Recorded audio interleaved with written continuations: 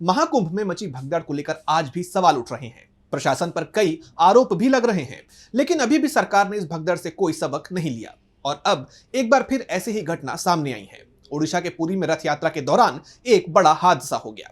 रथ यात्रा में अचानक भगदड़ मच गई। तो क्या है पूरी खबर, जानने के लिए देखिए ये रिपोर्ट। ओडिशा के पुरी से एक बड़ी खबर सामने आई है। पुरी में भगवान जगन्नाथ की रथ यात्रा के दौरान एक दर्दनाक हादसा हो गया। करीब 4:30 बजे जब भक्त श्री गुंडिचा मंदिर के सामने भगवान के दर्शन करने के लिए भारी संख्या में जमा थे, उसी दौरान वहां धक्का मुक्की हो गई और भगदड़ जैसी स्थिति बन गई। इस घटना में 3 लोगों की जान चली गई, जबकि कई लोग घायल बताए जा रहे हैं। घायलों को तुरंत पुरी जिला अस्पताल में भर्ती कराया गया, जहां उनका इलाज जारी है। ये घटना श्रद्धावली के पास श्री गुंडिचा मंदिर के सामने उस वक्त हुई जब रथ पर विराजमान भगवान जगन्नाथ के दर्शन के लिए भारी भीड़ उमड़ गई।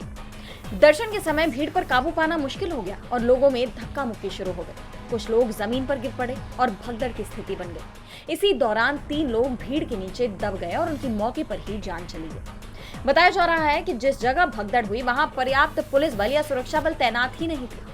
स्थानीय लोगों ने प्रशासन पर आरोप लगाते हुए कहा कि भीड़ को नियंत्रित करने के लिए पुलिस की व्यवस्था अधूरी थी।